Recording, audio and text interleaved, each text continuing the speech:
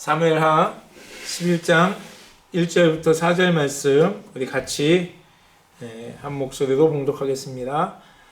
사무엘하 11장 1절부터 4절입니다. 같이 읽습니다. 시작. 그 해가 돌아와 왕들이 출전할 때가 되매 다윗이 요압과 그에게 있는 그의 부하들과 온 이스라엘 군대를 보내니 그들이 암몬 자손을 멸하고 나팔을 에워싸고 다윗은 예루살렘에 그대로 있더라. 저녁 때 다윗이 그의 침상에서 일어나 왕궁 옥상에서 거닐다가 그곳에서 보니 한 여인이 목욕을 하는데 심히 아름다워 보이는지라. 다윗이 사람을 보내 그 여인을 알아보게 하였더니 그가 아뢰되 그는 엘리암의 딸이요 햇사람 우리아의 아내 밧세바가 아니니까 하니 다윗이 전령을 보내어 그 여자를 자기에게로 데려오게 하고 그 여자가 그 부정함을 깨끗하게 하였으므로 더불어 동침함에 그 여자가 자기 집으로 돌아가니라. 아멘. 네. 사무엘하 말씀은 사무엘 전체의 말씀이 한 세 부분으로 나눌 수 있습니다. 1장부터 10장까지는 다윗이 왕이 되어지며 그 다윗의 왕인 그 왕국 이스라엘이 점점 굳건해지는 과정들이 나오고 있습니다. 그 11장부터 20장까지는 그랬던 다윗이 여러 가지 어려움 속에서 그 나라와 또 다윗의 그 잘못된 부분들, 또 그로 인해서 어려움을 당하고 고난을 당하는 그런 부분들이 또 나오고 있습니다. 그리고 그 이후에 21장부터의 또 세 부분으로 이렇게 나눠주고 있습니다. 지난주에 봤었던 사무엘하 10장까지는 다윗이 정말 하나님의 마음에 합한 자로서 하나님의 뜻을 따라서 믿음으로 잘 판단하고 그렇게 결정해 나가며 또 하나님께서 그에게 약속해 주시고 복을 약속해 주시고 또 자손들까지도 영원한 복에 대해서 말씀해 주시는 그런 과정들을 우리가 보았습니다. 다윗의 인생에 있어서 여러 가지 많은 사람들이 그의 주변에 있었습니다. 사울도 있었고, 우리 요나단도 있었고. 그렇지만 그 다윗을 봤을 때 크게 그 많은 사람들 중에서 우리가 잘 기억하고 믿지 않는 사람들도 또 알고 있는 그런 사람이 두 명이 있는데 첫 번째는 우리가 잘 아는 골리앗입니다. 그리고 오늘 두 번째 그 중에 한 명이 바로 오늘 본문의 말씀 밧세바입니다. 물론 밧세바는 이렇게 믿지 않는 사람들은 잘 모르지만 교회 안에 좀 신앙생활하고 다윗에 대해서 조금 알고 있는 사람들은 밧세바를 잘 알고 있습니다. 이 두 사람이 참 다윗의 인생의 중요한 전환점, 또 중요한 시간들을 가지게 하는 중요한 사람들인데 먼저 보면 골리앗은요 목동이었던 다윗이 정말 아무런 힘도 없고 또 존재감도 없던 다윗이 하나님 앞에서 기름 부음 받았지만 여전히 그는 한 시골의 목동이었던 그를 하나님께서 그를 왕으로 세우시는 과정에 가장 첫 번째로 그를 드러내셨던 사건이 바로 골리앗을 물리치는 사건입니다. 골리앗은 믿지 않는 사람으로서 또 이방의 사람으로서 그를 통해서 하나님께서 다윗을 세워주시고 다윗을 드러나게 하시며 정말 보잘것없는 아무 힘도 없는 다윗이 그가 이스라엘의 전면에 서서히 나오게 되는 그런 계기가 됩니다. 그래서 이 골리앗 사건을 시점으로 다윗이 이제 하나님 앞에서 세워져 가고 그가 끝내는 이스라엘 왕이 되어지는 그러한 시발점적인, 물론 그 전에 사무엘을 통해서 기름 부음 받게 된 것 그때부터가 시작이지만 어떤 사건적으로는 골리앗을 물리침으로 인해서 그가 이제 하나님 앞에서 세워져가는 모습을 볼 수 있습니다. 반면에 오늘 나오는 밧세바는 그렇게 하나님께서 세우셨던, 그렇게 하나님께서 잘 하나님 안에서 은혜 가운데 세워져가는 다윗이, 그리고 그의 나라가 하나님 앞에서 크나큰 오점, 크나큰 실수, 그가 지워지지 않는 정말 하나님의 사람, 하나님 마음에 합한 다윗이라고 했던 그 하나님의 말씀에 의문점을 갖게 할 만큼 그의 인생에 있어서 오점을 남긴 사건이 바로 오늘 밧세바의 사건입니다. 아까 얘기했지만 골리앗이 사건이 있을 때는 그가 아무런 힘도 없던 사람입니다. 그가 정말 아무것도 가진 것도 없던 사람입니다. 어린아이였습니다. 그럼에도 불구하고 그가 하나님 안에서 그 큰 일들을 하면서 그 골리앗을 물리쳤는데, 오늘 사건이 있는 이 밧세바의 관계에 있을 때 다윗은 모든 것을 가지고 있던 사람입니다. 그는 절대적인 권력이 있었고요, 물질도 있었고요, 많은 사람들에게 신임도 있었고요, 무엇보다도 하나님의 복이, 하나님이 너와 함께 하겠다는, 그의 자손까지도 함께 하겠다는 그 약속까지 받은, 그 전쟁에 나가면 늘 하나님께서 함께 하시면서 승리하게 되는 그 모든 것을 가지고 있었다는 그 시기에 오늘 다윗은 그의 인생에 있어서 가장 큰 오점을 남기게 된다는 것입니다.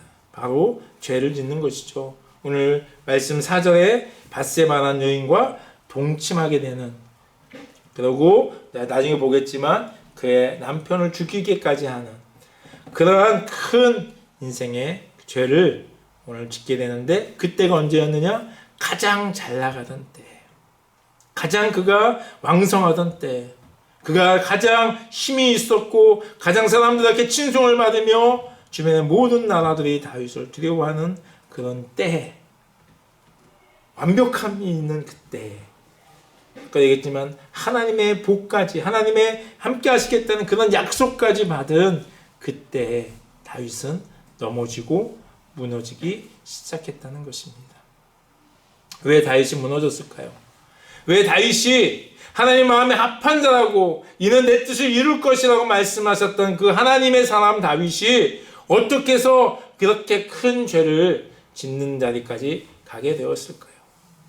그가 갑자기 사울처럼 악한 영이 임하여서, 그가 제정신이 아니고 그가 변하여서 한순간 악령에 사로잡혀서 그렇게 된 것이 아닙니다. 오늘 말씀해 주면 죄의 시작입니다.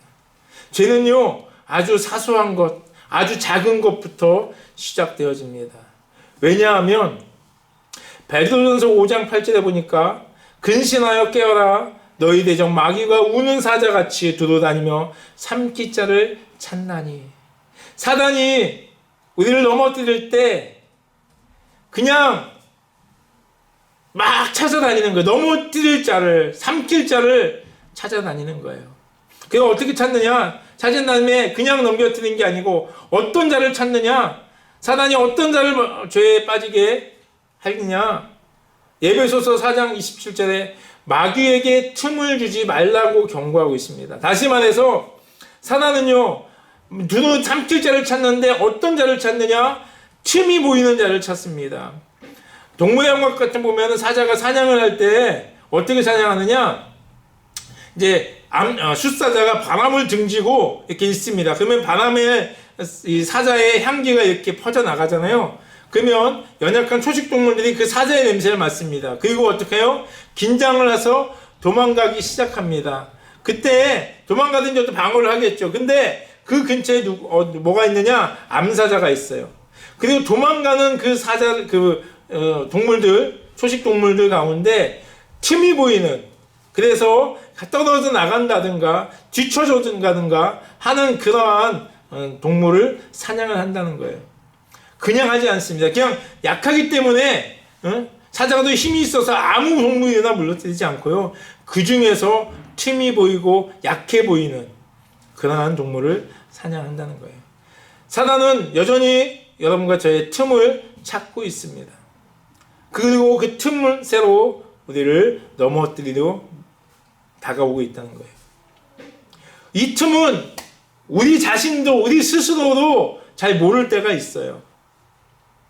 우리보다 우리 틈을 사단은 너무 잘 알고 있다는 거예요. 제가 인도에 선교여행을 갔는데 숙소가 있습니다. 근데 개미가 너무 많은 거예요. 방에 개미가 있어서 보니까 이 벽에 구멍이 나가지고 개미가 막 들어오는 거예요, 구멍으로. 그래서 그 구멍을 막았어요. 제가 가서 한 이튿날 저녁에 구멍이란 구멍을 제가 다 막았습니다. 그랬는데 그날 밤에 또 개미가 들어오는 거예요. 아니, 어제 내가 다 막았는데 그 구멍이란 구멍을 내가 싹 막았는데 개미가 어디서 들어올까? 개미를 잘 보니까 제가 미처 발견하지 못했던 구멍이 있더라는 거예요. 그래서 어떻게 했을까요? 또 막았죠. 이제 다 막았습니다. 그랬는데 그날 밤에 또 개미가 들어와요. 보니까 또 제가 찾지 못했던, 제가 아무리 찾아도 눈에 보이지 않던 그 틈이 또 있다는 거죠. 제가 한 20일 정도 있었는데 오기는 전날까지 제가 계속 매일매일 개미 구멍을 막았어요. 20일 동안 저는 막으면서 찾았지만 제 눈에 보이지 않았는데 개미는 구멍을 알더라고요. 그래서 그 구멍으로 자꾸 방에 들어와요. 제가 그때 깨달았습니다. 아, 사단도 이렇게 있구나. 나는 내 자신의 틈을 잘 모르는데 내 연약함이 무엇인지 알 수도 있어. 안다면 우리가 그것을 조심하고 하겠죠. 근데 잘 모르는데 사단은 나의 틈을 나보다 더 잘 알고 있다는 거예요. 그래서 그 틈으로 우리를 넘어뜨리려 다가온다는 것입니다. 그러면 오늘 다윗은 무엇이 틈이 되었을까요?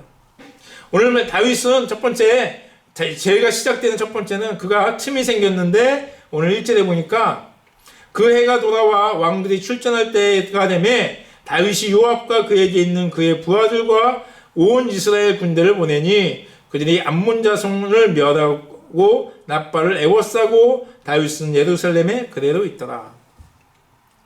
오늘 보니까 여기 1절의 말씀에 다윗의 틈이 보입니다. 뭐냐 하면 다윗이 지금 그 해가 돌아왔다. 우리가 10장에 암몬과의 전쟁이 있었잖아요. 근데 암몬을 완전히 멸하지 않았습니다. 그냥 그 전쟁은 방어적인, 암몬이 연합군을 모아서 이스라엘 치기 위한 그런 상황 속에서 방어적인 의미의 전쟁이었어요.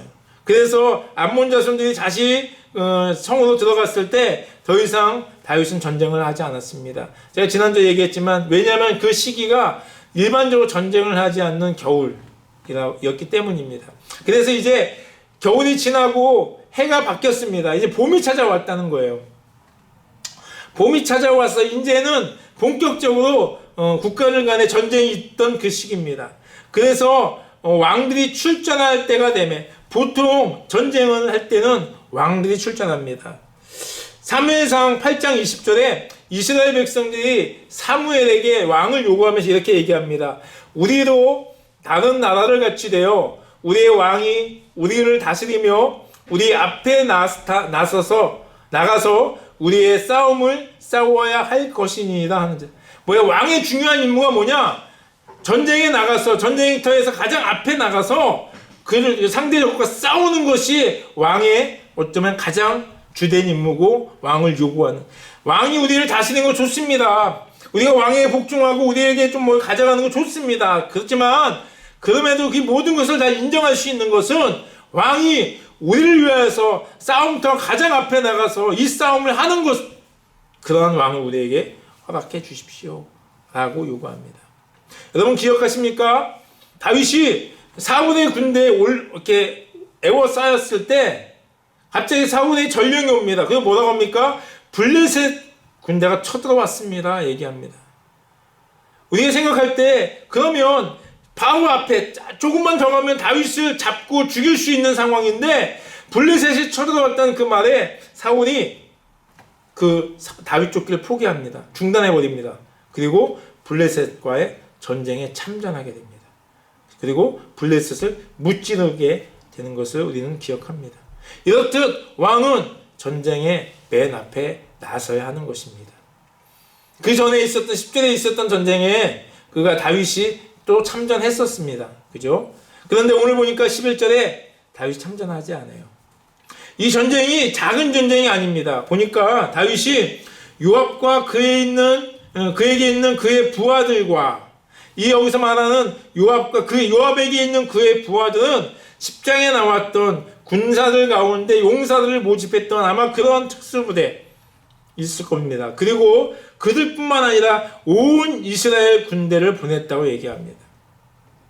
그래서 여기서 이 굉장히 큰 온 이스라엘 군대는요, 일반적으로 있었던 군인뿐만 아니라 군대에 갈 나이, 아직 군인은 아니지만 군대에 갈 나이에 있는 사람들 더 착출해가지고, 그래서 굉장히 크고 중요하고 전면적인 전쟁을 치르는 그 과정입니다. 그리고 보니까 암몬 자손의 멸하고 암몬의 수도인 납발을 애워싸고 있는 그런 상황에 다윗이 참전하지 않았다는 거예요. 2절에 보니까 저녁 때에 다윗이 그의 침상에서 일어나 왕궁 옥상에서 거닐다가 라는 얘기가 있습니다. 1절과 2절의 말씀을 보면 다윗이 얼마나 그 궁전에서 이렇게 또 안락하게 평안하게 지내고 있는가를 볼 수 있습니다. 그런데 지금 뭐가 있어요? 암몬과의 큰 전쟁을 하고 있는 상황이라는 거죠. 여기서 제가 말씀드리고 싶은 것은, 우리가 알아야 될 것은, 틈이 어느 때 틈이 되었느냐? 다윗이 있어야 할 그곳에서 해야 할 그 일을 하지 않는 그때가 바로 다윗에게 틈이 되었다는 것이에요. 하나님께서 다윗을 왕으로 세우셨습니다. 그리고 왕의 직분으로 왕으로서의 일들을 맡기셨습니다. 근데 지금 다윗은 왕으로서 있어야 할 자리가 아니에요. 왕궁이, 물론 왕으로서 궁전에 있어야 되겠지만 지금 이때는 왕으로서 궁전에 있을 때가 아니고 왕으로서 전쟁터에 나가서 적군과 싸움을 해야 될 그 시기에 다윗은 지금 그곳에 있지 않고 자신이 있지 않아야 될 왕궁에 있으면서 또 뭐하고 있습니까? 낮잠 자고 있었어요. 2절에 낮에 자고, 낮에 날씨가 더우니까 보통 그것이 문화라고 합니다. 낮에 덥기 때문에 낮에 좀 자고 저녁이 선선할 때 일어나서 일을 하는 것들이 보통 이 나라의 문화라, 그 당시의 문화였다고 합니다. 그럼에도 불구하고 지금은 어느 시기입니까? 전쟁의 때입니다. 전쟁은 그렇게 하지 않아요. 전쟁은 더우니까 우리 휴전합시다. 자, 날씨 선선해서 다시 싸웁시다. 그렇게 하지 않습니다. 다윗은 지금 자기가 있어야 할 곳에 있지 않았다는 거예요. 자기가 해야 될 일을 하고 있지 않다는 것입니다. 하나님께서 세워주신 그곳에 하나님이 맡겨주신 그 일을 하지 않는 그때가 바로 다윗에게 틈이 되는 것처럼 하나님께서 여러분과 저에게 맡겨주신 자리, 있으라는 그곳에서 하나님이 하라는 그 일을 하지 않는 그때가 바로 우리가 마귀에게 틈이 되어지는 것입니다. 있어야 될 곳에 있지 않게 되면 누구도 죄를 지을 수밖에 없습니다. 학생은 학교에 있는 공부하는 자리에 있어야 되는 것입니다. 군인은 나라를 지키는 곳에 있어야 하는 것입니다. 오늘 다윗은 왕으로서 암몬과의 전쟁터에 있어야 하며 그 자리에서 전쟁을 지휘하면서 그 자리에서 최선을 다하고 싸움을 했어야 합니다. 그런데 그가 그렇게 하지 않았습니다. 왜요? 왜 안 그랬을까요? 그 안에 뭐가 있었을까요? 많은 분들이 얘기하기를 그 안에 교만이 있었다고 얘기합니다. 그 전에 보니까 암몬과의 전쟁을 벌써 이겨봤어요. 그리고 이제 충분합니다. 그 상황에서 다윗이 생각하기에 굳이 내가 그렇게 나가지 않아도 될 것이라 생각했습니다. 그리고 지금 이 상황이 어떤 상황이냐? 막 전쟁이 일어나는 상황이 아니고요. 오늘 보니까 요압이 이끄는 이스라엘 군대가 납바를 둘러싸고 있어요. 납바 성을 이렇게 포위하고 있는 거예요. 전문적인 전투적인 군사적인 용어로 공성전이라고 하죠. 그래서 이 암몬 사람들은 성 안에서 성을 방어하고 이제 이스라엘 백성들은 주변에서 성을 치려고 합니다. 그런데 이것이 쉬운 게 아니에요. 쉽지 않습니다. 그리고 이 공성전은 단기전이 아니에요. 굉장히 오래 지속될 만한 전쟁입니다. 막 전쟁이 어쨌든 그 안에서 그 성 안에 모든 물자가 떨어져 가지고 항복을 하든지 아니면 포위를 했던 군사들이 이제 군수 물자가 떨어져서 그들이 포기를 하든지 아니면 정말 밖에 있던 사람들이 정말 특별히 어떤 그 속에 침투할 만한 길을 찾든지 여러 가지 있지만 그렇게 쉽게 단기간에 끝나지 않는 전쟁이 지금 공성전입니다. 그 공성전이었어요. 그래서 다윗이 이 전쟁이 언제가 끝날 수도 모르는 그 상황에서 그가 참전하지 않았다고 생각할 수도 있습니다. 하지만 그것은 상황이에요. 오늘 다윗은 하나님의 세우신 그 사명에 하나님이 있으라는 그곳에 가서 있었어야 한다는 것입니다. 그러지 않는 다윗에게 이제 틈이 되어서 문제가 발생하기 시작합니다. 자, 다윗이 이제 침상에 나서 왕궁 옥상을 거닐다가 한 여인을 봅니다. 근데 한 여인이 모욕하는 한 여인을 봅니다. 그렇게 얘기하나 이 여인이 밧세바가 물론 이 설교 때는 아니고 그냥 지나가는 이렇게 강의 중에 밧세바가 다윗이 뻔히 보이는 그 마당에서 이렇게 모욕을 하면서 다윗을 유혹했다고 하는 그렇게 말씀하시는 분도 있어요. 근데 그렇지 않습니다.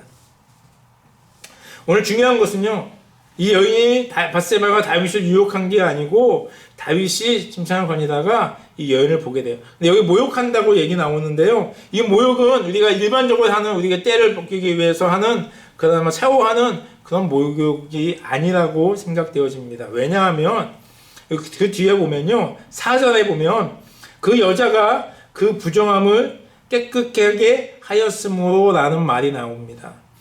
이 말이 무엇일까? 왜 갑자기 여자가 자신의 부정함을 깨끗하게 하고서는 다윗과 동침할까? 다윗과 동침하기 위해서 자신을 깨끗게 했다고 그렇게 오해할 수가 있는데요. 여기서 말하는 모욕이라는 단어에 구약의 그 원어를 쓰임을 많이 보면 물론 몸을 씻는다는 의미도 가지고 사용되기도 했지만 많은 부분에 있어서 이 모욕이라는 단어가 재래적인 의식, 그래서 하나님께 나아갈 때 자신의 마음을 정결케 하는 그런 정결 의식 같은 그런 부분에 있어서의 모욕이라는 것이에요. 그래서 이 뒤에 보면 이게 이제 이 상황을 어떻게 보냐면 이 여인이 이제 생리를 한 거예요. 생리를 하고서는 성경에 보니까 레위기 15장에 보면 생리한 여인에 대한 규례가 나옵니다. 그럼 생리를 하면 그건 부정한 것이라고 얘기합니다. 그리고 7일이 생리가 마친 후에 7일 후에 그가 정결해질 거다, 정화해질 거라고 얘기해요. 그래서 이때가 아마도 이 여인이 생리를 하고 7일 이후에 하나님 앞에서 정결케 되어져 이제 생리가 끝나고 이제 다시 정화해졌다는 그런 시기가 바로 이때 시기였고 그것을 맞이해서 이 여인이 목욕을 하지 않았을까라고 예상되어지고 있습니다. 중요한 것은 여인을 봤습니다. 제가 지금 말씀하신 것처럼 아니면 그 전에 여러분 얘기한 것처럼 목욕을 하고 있다 할지라도 아니 진짜 다 연구하고 밧세바라는 여인이 정말 다윗의 눈에 들기 위해서 이렇게 일부러 그렇다 할지라도 다윗이 그것을 봤으면 어떻게 했을까요? 다윗이 이것이 잘못된 것이라는 걸 봤으면 어떻게 됐을까요? 피했어야 되는 것이죠. 도망갔어야 되는 것입니다. 그런데 오늘 다윗은 보니까 어떻게 했냐면 그 한 곳을 보니 한 여인이 모욕을 하는데 심히 아름다워 보이더라라고 얘기하고 있습니다. 이 말은 뭐냐? 그 여인에 대해서 다윗이 관심을 가지고 집중하여 보았다는 것이에요. 아니 어떤 여인이 모욕을 하고 있습니다. 그러면 도망가거나 피하거나 눈을 가리거나 해야 되는데 다윗은 어떻게 해요? 그 여인을 더 집중하여 보고요. 그것에 대해서 관심을 가지기 시작합니다. 그랬더니 오늘 말씀이 심히 아름다워 보이더라. 정말 밧세바가 아름다웠을 수도 있습니다. 그런데 오늘 저는 말씀을 봤을 때 그 눈에 그것이 그 여인이 아름다워 보였다는 거예요. 마치 하와가 뱀의 유혹을 따라서 선악과를 봤을 때 어떻게 해요?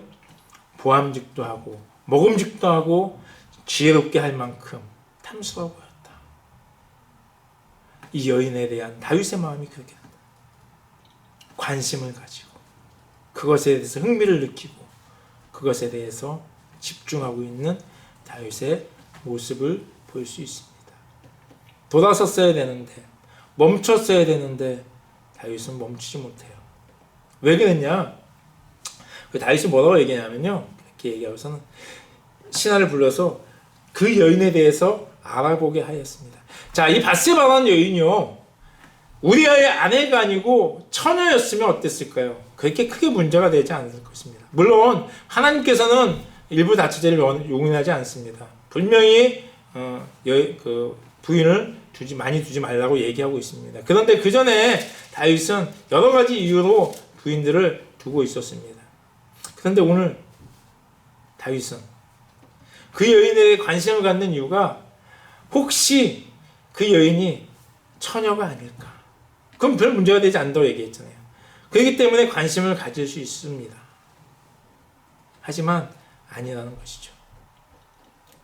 다윗이 그 여인에 대해서 관심 갖는 그 이유가 이제 사소한 그냥 내가 이제 전쟁이 끝날 쯤 됐으니까, 이제 전쟁에 내가 오래 나가지 않아도 되니까, 굳이 내가 나가지 않아도 되는 상황이니까 내가 나가지 않고, 날이 더우니까 낮잠을 자고, 선선했으니까 이제 정사를 돌보기 위해 했는지 어쨌든 길을 나서다가 한 여인의 눈에 들어왔는데, 또 너무나도 평범해 보이고 자연스러워 보이고 이해될 만한 보입니다. 하지만 그것으로 인해서 다윗은 계속 더 깊은 죄에 빠져들고 있다는 것입니다.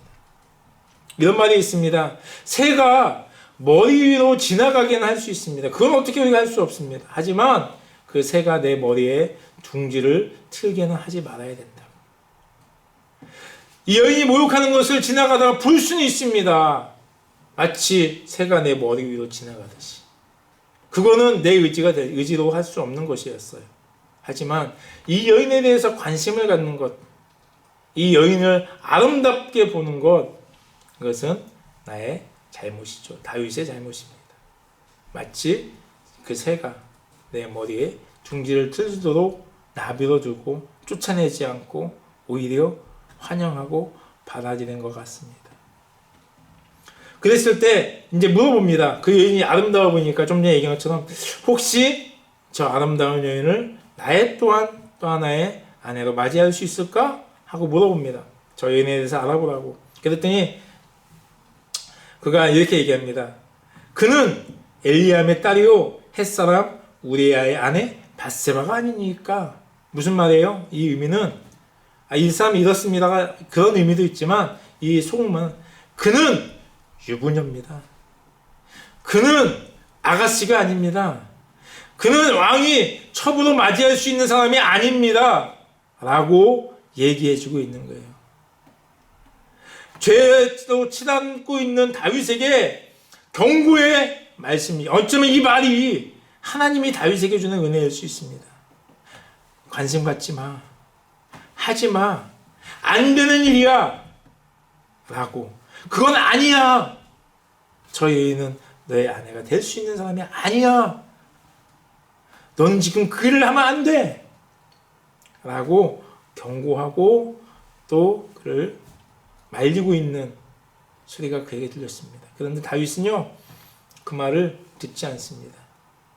다윗이 전령을 보내 그 여자를 자기에게로 데려오고 끝내는 그와 동침을 하게 되는 죄를 범하게 됩니다. 하나님의 경고의 소리. 어쩌면 우리가 죄를 지으려고 할 때, 아니 죄의 땡기로 가려고 할 때 우리 안에 하나님께서 우리 양심을 통하여서 또는 하나님의 말씀을 통하여서 우리에게 말씀하십니다. 안 돼! 멈춰! 하지마! 그건 아니야! 라고 할 때가 있다는 것이죠. 그때 우리 어떻게 됩니까? 멈춰야 됩니다. 그 자리를 떠나야 됩니다. 그런데 다윗은 그렇게 하지 못했다는 거예요. 다윗은 그 일을 멈추지 않았습니다. 자, 처음에 시작은 어떻습니까? 그냥 그가 전쟁에 나가지 않은 상황이었습니다. 그런데 지금 4절을 지나오면서 그는 하나님의 안 돼라고 말하는 것을 뛰어넘어서 그가 죄를 범하고 있는 모습을 우리가 볼 수 있다는 것입니다.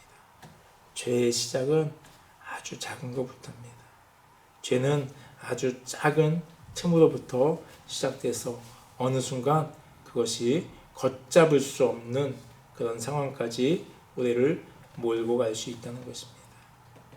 우리는 오늘 다윗이 이렇게 한 단계 한 단계 넘어갈 때, 그리고 나중에 우리가 보겠지만 그 후에도 멈출 수 있는 기회를 하나님께서 계속 주십니다. 깨달을 수 있는 기회를 하나님께서 계속 주십니다. 그런데 다윗은 멈추지 못하고 깨닫지 못하고, 아니 경고를 무시하고 자신의 마음에 끌리는 대로 그 일들을 진행하고 있습니다. 여기에는 뭐가 있습니까? 자신이 하나님이 주신 권력이 있었어요. 그 여인을 데려오는데 어떻습니까? 하나님께 세워주신 그 왕의 힘을 가지고, 왕이라는 그 권력을 가지고 그 여인을 데리고 옵니다. 그리고 그 여인을 동침합니다. 어느 분이 그 얘기 하시더라고요. 우리가 이 사건을 다윗과 밧세바의 간음이라고 그렇게 우리가 많이 얘기합니다. 그런데 목사님이 과연 간음일까요? 아니죠. 그분의 의견은, 이 여인은 왕이 불러서 갔고요. 절대적인 권력 앞에서 힘을 쓰지 없는 그런 상황에서 오히려 성폭력을 당한 것입니다. 이것은 간음이 아니고 다윗의 성폭력입니다. 라고 말씀하시는 분도 있습니다. 하나님이 주신 그 왕이라는 자리, 하나님이 주신 그 절대적인 자리에서 그것을 이용해서 지금 다윗은 뭐하고 있습니까? 가장 큰, 자신의 인생에서 가장 큰 죄를 지금 범하고 있는 것입니다. 여기 오늘 말씀 속에서 정말 우리가 사소한 것 하나, 제일 중요한 것은요, 하나님이 나에게 나를 어디에 세우셨으며 나에게 무엇을 기대하는가 하는 것에 대한 끊임없는 질문과 또 끊임없는 기도가 있어야 될 것입니다. 그래서 하나님이 있으라는 곳에서 하나님이 하라는 그 일들을 우리가 충성해 나가는 것이 마귀에게 우리의 틈을 보이지 않는 것입니다. 또한 우리 안에, 우리 눈에, 우리 상황에 죄를 가까이 하거나 죄에 대해서 하나님이 기뻐하지 않는 일들이 우리 눈에 보인다면 우리는 그 자리를 피해야 됩니다. 떠나야 됩니다. 우리가 죄를 이길 수 없어요. 여러분, 내가 그렇게 아주 힘이 많은 사람들이 아니에요. 우리가 가장 좋은 방법은 그러한 유혹이 있는 곳, 죄의 유혹이 있는 곳을 떠나는 것이고 멀리하는 것이고 가까이 하지 않는 것입니다. 또한 우리가 죄로 들어가려고 할 때 하나님이 주시는 그 말씀을 좀 깨닫는 귀가 우리한테 있으면 좋겠습니다. 이것이 하나님의 말씀이구나. 멈추십시오. 그는 밧세바의 아내입니다. 여러분 나중에 보겠지만요. 이 3절에 그가 어떻게 얘기하냐면 엘리암의 딸이요 햇사람 우리의 아내 밧세바가 아닙니까? 단순히 밧세바가 누구의 딸이며 누구의 아내입니다 얘기하는 것이 아니고요. 나중에 사무엘하 23장에 보면요. 다윗의 측근, 다윗을 위해서 목숨을 바치면서까지 있었던 그 측근들 37명이 나오는데 그 37명 중에 바로 엘리암도 나오고 우리아도 나와요. 무슨 말인지 아세요?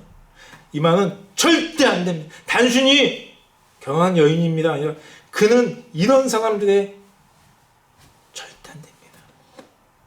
라고 강력하게 지금 얘기하고 있는 것입니다. 그럼에도 불구하고 다윗은 자신의 권력으로 그 일들을 자기 욕심을 채우고 있습니다. 하나님의 경고의 말씀, 하나님 멈추라고 하는 주변의 소리를 우리에게 들려주실 때 우리가 멈출 수 있는, 돌이킬 수 있는, 깨닫을 수 있는 그런 지혜와 그런 믿음이 여러분과 저희 가운데 있기를 주의 이름으로 축복합니다. 그래서 정말 하나님이 주신 것들을 우리가 기쁨으로 잘 누리면서 또 하나님의 영광을 위해서 우리가 쓰는 귀한 수품께 가족들 되기를 주의 이름으로 축복합니다. 기도하겠습니다. 하나님 감사합니다. 사단은 우는 사자처럼 돌아다니면서 틈이 보이는 자를 넘어뜨리며 그를 죄 가운데 쓰러뜨리는 것을 우리가 깨닫습니다. 하나님, 우리가 하나님이 있으라는 곳에서 하나님이 하라는 곳들에 충성함으로 인하여서 사단에게 틈을 보이지 않게 하시고 하나님 혹시 우리의 연약함을 인하여서 죄의 유혹이 우리 앞에 있다 할 때 우리가 그 죄의 유혹을 벗어나고 피하고 떠나게 해주시고 하나님 또한 죄 앞에서 하나님의 경고하시는 음성 하나님이 멈추라고 하시는 그 하나님의 음성을 저희가 듣고 그 말씀에 깨닫고 그 말씀대로 순종하여 하나님 우리가 죄의 길을 떠날 수 있도록 하나님 도와주시옵소서. 하나님 다윗이 하나님이 주신 그 놀라운 그 은혜와 그 축복을 가지고 자신의 욕심을 채우며 정욕을 채우는 데 쓴 것을 또한 봅니다. 하나님 주신 것들을 겸손하게 늘 감사함으로 하나님의 뜻에 합당하게 사용할 수 있는 그런 은혜도 우리 모두에게 있게 해 주시옵소서. 주님 다윗을 통해서 우리 모습을 되돌아보게 하시고 우리의 죄를 되돌아볼 수 있도록 깨닫게 해주시는 은혜를 감사합니다. 예수님의 이름으로 기도했습니다. 아멘.